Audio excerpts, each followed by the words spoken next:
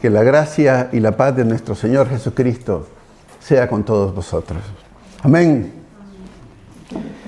Es un gozo poder reunirnos nuevamente como familia de la fe, sabiendo que no estamos aquí por casualidad, que en su soberanía y amor Dios nos ha traído a este lugar.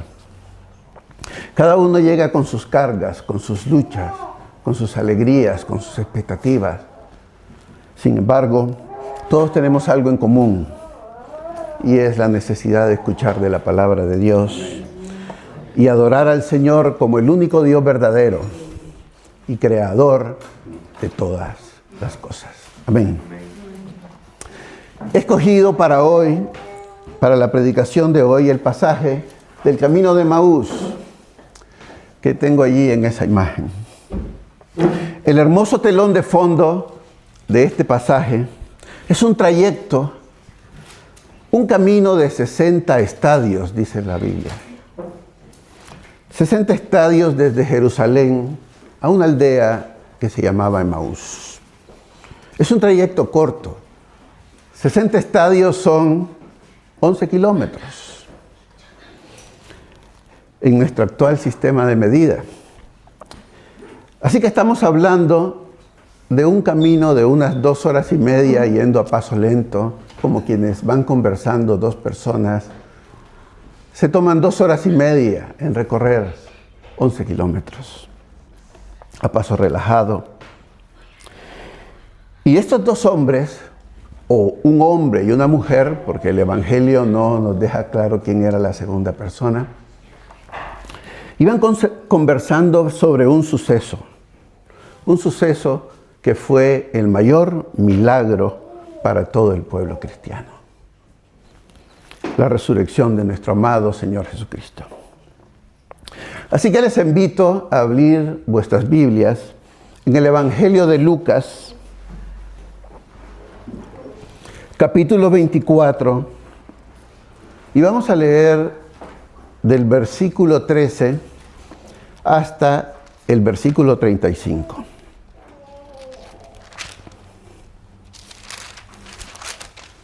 Cuando tengan el pasaje me pueden decir amén. Amén. Y dice así la palabra del Señor. En el camino a Emaús. Y he aquí, 2 de ellos iban el mismo día a una aldea llamada Emaús, que estaba a 60 estadios de Jerusalén. E iban hablando entre sí de todas aquellas cosas que habían acontecido.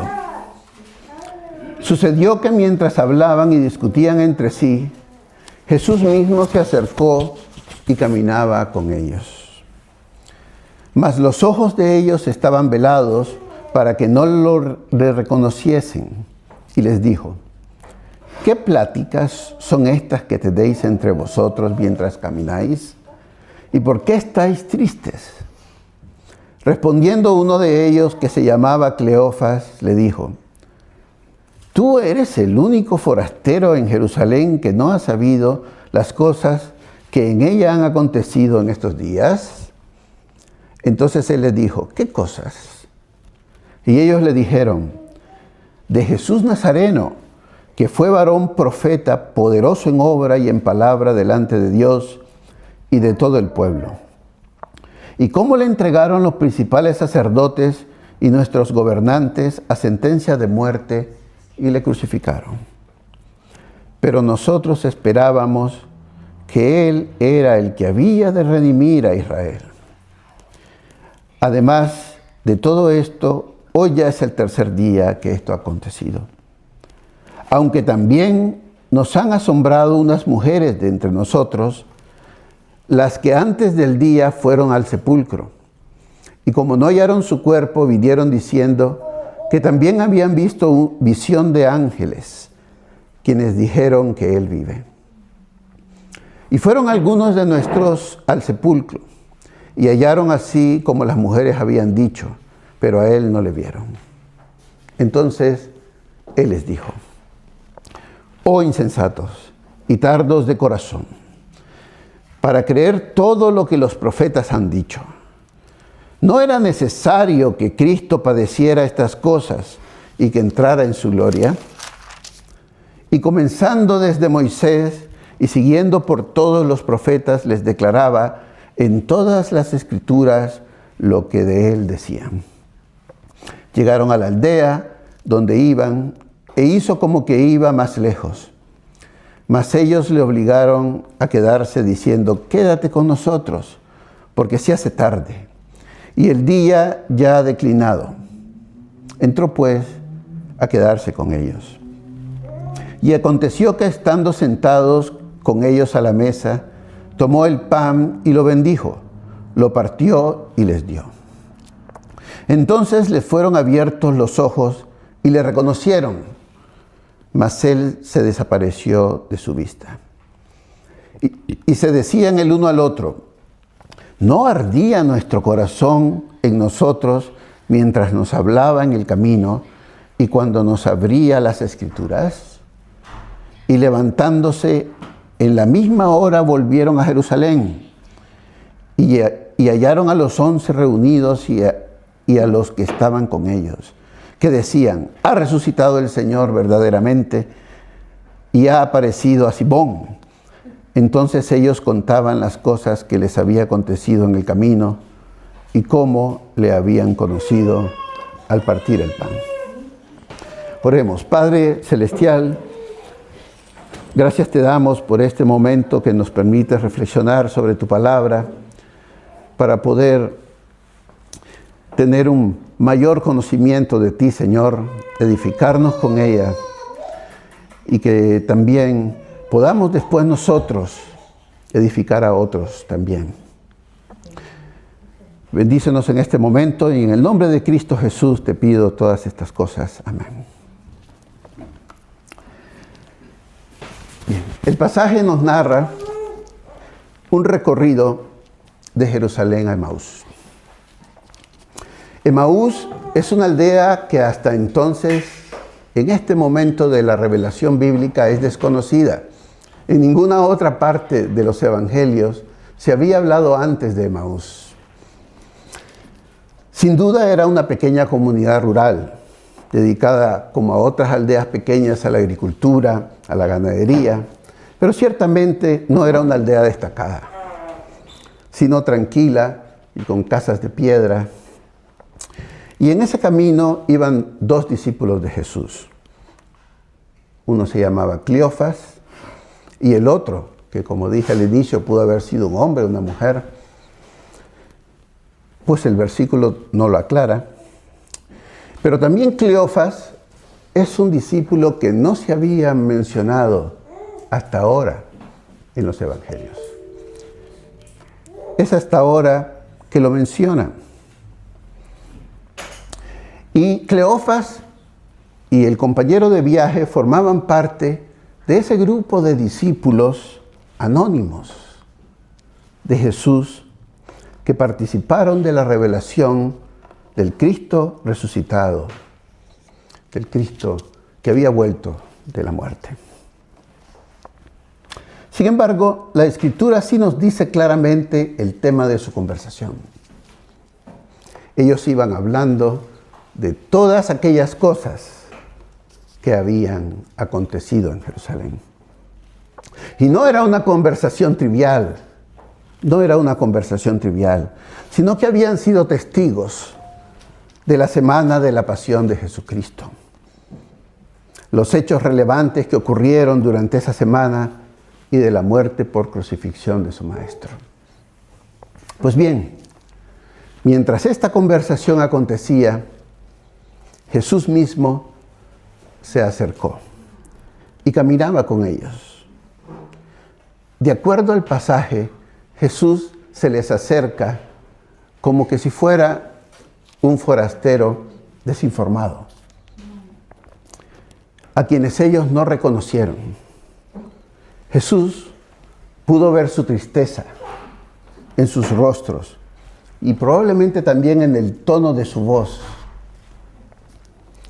Y se introdujo en la conversación diciendo, dice el versículo 17, ¿qué pláticas son estas que tenéis entre vosotros mientras camináis? ¿Y por qué estáis tristes?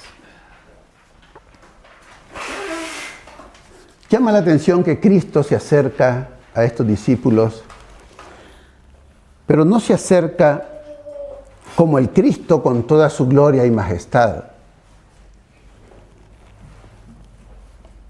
para quitarles la tristeza y la esperanza, como diciendo, miren, aquí estoy yo. No se aparece de esa manera. Para eso ya habrá tiempo más adelante. El significado bíblico y teológico de este pasaje es muy importante para acabarse ya de una manera tan intempestiva, con una presentación gloriosa. Todavía quedaban cosas que quería Jesús decirles. Se le acerca como un forastero desinformado y ellos no lo reconocieron. Si eran discípulos que seguían, ¿cómo no pudieron reconocer a Jesús? Se podría pensar que Jesús se apareció con un cuerpo que no era parecido a él, es decir, que sus facciones quizás no eran las mismas, que su forma de caminar no eran las mismas, que su lenguaje no era el mismo. Pero eso lo podemos pensar, quizás. Pero Lucas inmediatamente da la razón del por qué no lo reconocieron. Y dice que era porque sus ojos estaban vendados. Vemos entonces que el asunto no se trata del cuerpo de Jesús, que era irreconocible. No se trataba de eso, sino más bien que los ojos de los discípulos no podían reconocerlo. Y esto es interesante porque cuando más adelante se le va a aparecer a los 11, lo reconocen de inmediato. Tomás, cuando lo ve, Dios mío, y se echa a sus pies. Lo reconocen de inmediato. Pero aquí no lo reconocían. Quiero detenerme un momento aquí para reflexionar con vosotros un punto. Y es que el versículo dice textualmente, mas los ojos de ellos estaban velados para que no lo reconociesen. Esto quiere decir que no fue el momento, una simple distracción de los discípulos, que estaban distraídos hablando, o que estaban tristes, tan tristes que no le prestaban atención a quién iba con ellos. Es cierto que cuando uno está extremadamente triste y abatido, los sentidos están cerrados en sí mismos y no podemos ver bien lo que está a nuestro alrededor. Y cuando salimos de esta tristeza, podemos ver con claridad. Pero un velo les impedía ver con claridad. Y los ojos estaban vendados a propósito.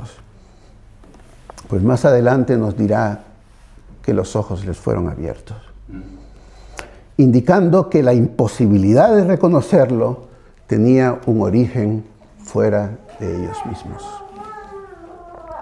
Dios mismo les había impedido reconocer a Cristo en ese momento. Y podemos pensar porque era que todavía hacía falta que más cosas ocurrieran en ese camino de Emaús para que Dios le permitiera reconocer a Jesús. Bien, sigamos. Así que Jesús les pregunta, ¿por qué estáis tristes? Cleofas le responde que cómo era posible que él fuera el único forastero en toda Jerusalén que no supiera lo que había acontecido, pues los hechos eran conocidos por todos, que Jesús había sido apresado, juzgado injustamente, torturado y luego crucificado. Como diríamos ahora, lo que había pasado se había hecho viral. Estaba publicado en todas las redes sociales de Jerusalén. Y así Cleofas le narra los acontecimientos y finalmente reconoce que ellos esperaban que Jesús había de redimir a Israel. Y esa era la razón de su tristeza. Cleofas nos dice cuál es la razón de que por qué Cristo lo veía de esa manera. La esperanza en Jesús, que era que iba a dar cumplimiento a las antiguas promesas hechas a Israel, parecía que no habían ocurrido. Y son promesas que los judíos conocían muy bien. Segunda de Samuel 17 dice, cuando Dios hace un pacto con David, se le prometió que el Mesías sería un rey descendiente de David que restaurará la gloria de Israel. Y esperaban una liberación del dominio romano, que devolviera la gloria nacional. Textualmente, Dios le habló a David a través del profeta Natán diciendo, y leo textualmente, yo levantaré después de ti a uno de tu linaje, el cual procederá de tus entrañas, y afirmaré su reino, y él edificará casa a mi nombre, y yo afirmaré para siempre el trono de su reino. O como en Isaías 11, donde el profeta afirma textualmente, del tronco de Isaí saldrá un vástago que juzgará con justicia a los pobres y que arguirá con equidad por los mansos de la tierra y herirá a la tierra con vara de su boca y con el espíritu de sus labios matará al impío. Ciertamente, la expectativa judía era más militar y más política. O como en Isaías 9, textualmente dice, y lo dilatado de su imperio y la paz no tendrán límites sobre el trono de David y sobre su reino. Esperaban una era de justicia perfecta. Un mundo sin guerra ni opresión.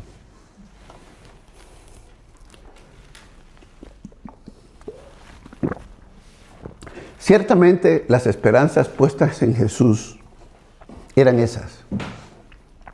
Sin embargo, queridos hermanos, la venida del Mesías y el establecimiento de su reino, el reino de Dios, era algo mucho más grande que eso. El reino de Dios, inaugurado por Jesús al inicio de su ministerio, y que será consumado en su segunda venida con la restauración de toda la creación que ahora está gimiendo con dolores de parto, es algo mucho mayor que eso. Ambos discípulos, Cleofas y el compañero o la compañera, ya tenían noticia de la resurrección y le contaron a Jesús que las mujeres habían ido al sepulcro y no habían hallado el cuerpo, que habían visto un ángel que les dijo que Jesús vivía. Es notable que aunque éstas sabían que estos hechos maravillosos habían ocurrido, sin embargo esto no aliviaba la tristeza de los discípulos. No aliviaba la desesperanza de los discípulos. Vemos nuevamente que definitivamente sus expectativas estaban frustradas. Fue entonces cuando en ese momento que Jesús los reprende y les dice, es que era necesario que el Cristo padeciera todas estas cosas y que entrara en su gloria. Y seguidamente, comenzando desde Moisés y siguiendo por todos los profetas, se sentó con ellos y les declaró todo lo que la Escritura decía de él. Y es que, hermanos, toda la Biblia hebrea en nuestro Antiguo Testamento apunta a a Jesús. No son libros aislados y puestos en una estantería que se pueden ordenar de cualquier manera. No es así. Por ejemplo, después de la caída de Adán y Eva, Dios le muestra la redención que encontrarían en Cristo, en Génesis 3:15, cuando promete una simiente de la mujer que aplastará la cabeza de la serpiente.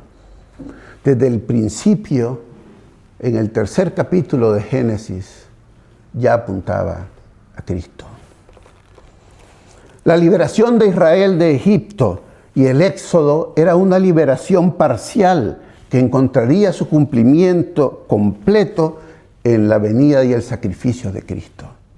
Una liberación completa, una liberación redentora.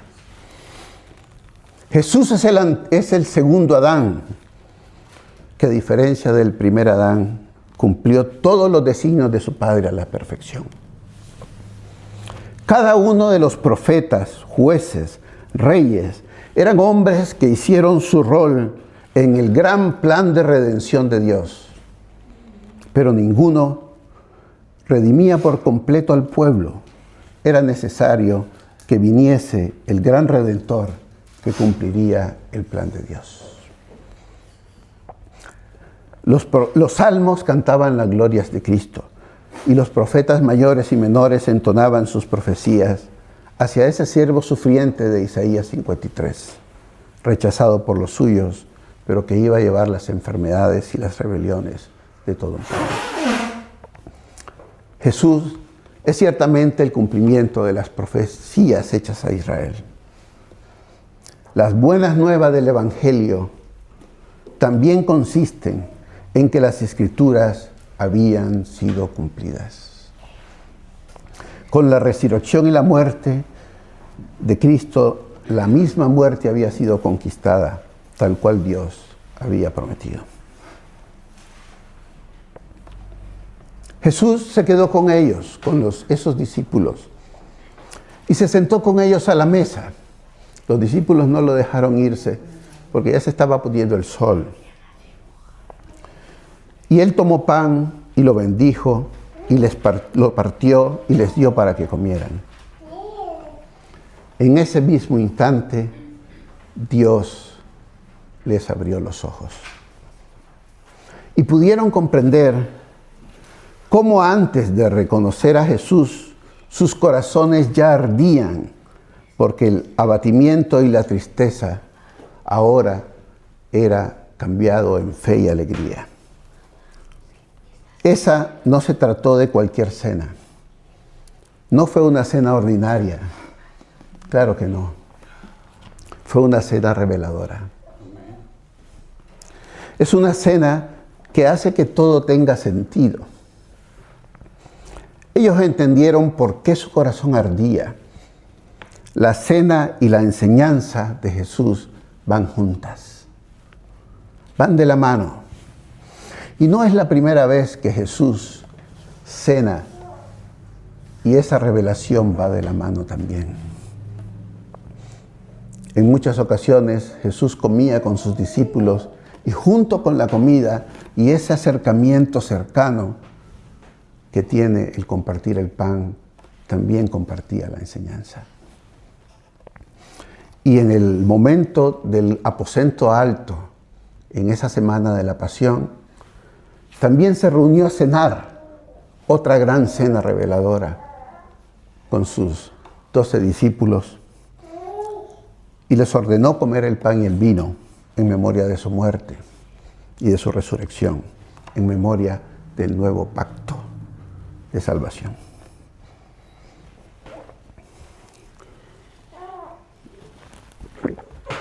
Estimados hermanos, de esto se trata la buena noticia del Evangelio.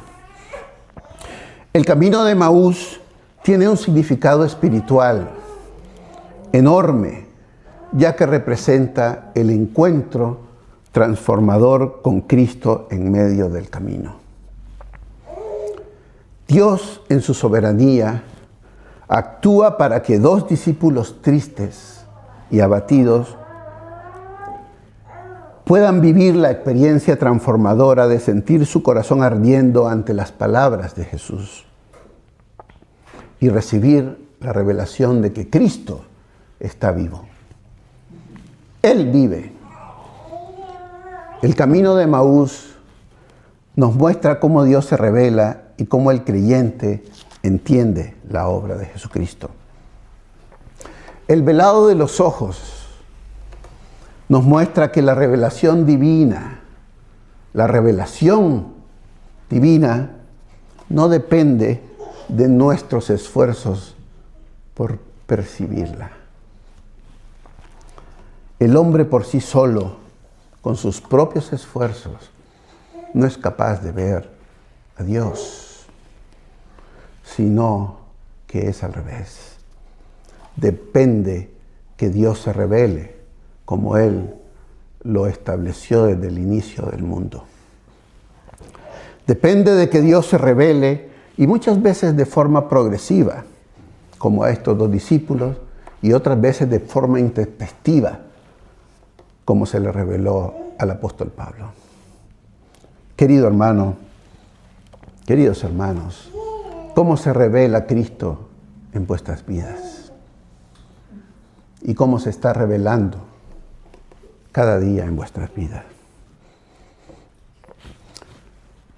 El camino de Emaús también nos muestra la centralidad de la Escritura. No se ve a Cristo por la experiencia de vida. Y a través de la experiencia de vida podemos leer y filtrar a través de lo que nosotros sentimos o creemos la Biblia. No. Sino que es la Escritura la que nos muestra quién es Cristo. ¿Cuál es su mensaje? ¿Qué es lo que se espera de cada uno de vosotros? ¿Y cuál es el orden que Él mismo ha instaurado en este mundo para que, como dice su palabra, nos vaya bien? No es la inteligencia humana la que descubre a Dios. Es la sabiduría que Dios nos da la que hace que lo descubramos en cada gota de lluvia, en cada gota de rocío, en cada camino y en cada cena, y todo por su pura gracia. Por venir a la iglesia, no somos menos pecadores de lo que puede ser alguien que no viene. Pero si sabemos en quién hemos creído y Dios en su misericordia nos acompaña en nuestro caminar cristiano, nos ayuda a preservar en su palabra y compartirla a los demás. Hermanos, Jesús se revela también en la comunión compartida. Vemos cómo la cena que tiene Jesús con estos dos discípulos tiene una fuerte carga simbólica, pues Cristo también se revela en la comunidad de los creyentes, en la intimidad de los creyentes, en la vida compartida, en el vivir la fe juntos y en armonía. Como en el principio del mundo, nos dice Génesis 1:2, el Espíritu de Dios se movía sobre la faz de las aguas. Asimismo, el Espíritu de Dios se mueve sobre la faz de su iglesia. Dios se mueve en la comunidad de creyentes y hace que cada uno de nosotros, y nos hace dentro de nosotros su divina obra, transformándonos a la imagen de Cristo, y que podamos, como dicen mis profesores de seminario, pensar los pensamientos de Dios después de Él. Los discípulos regresaron a Jerusalén.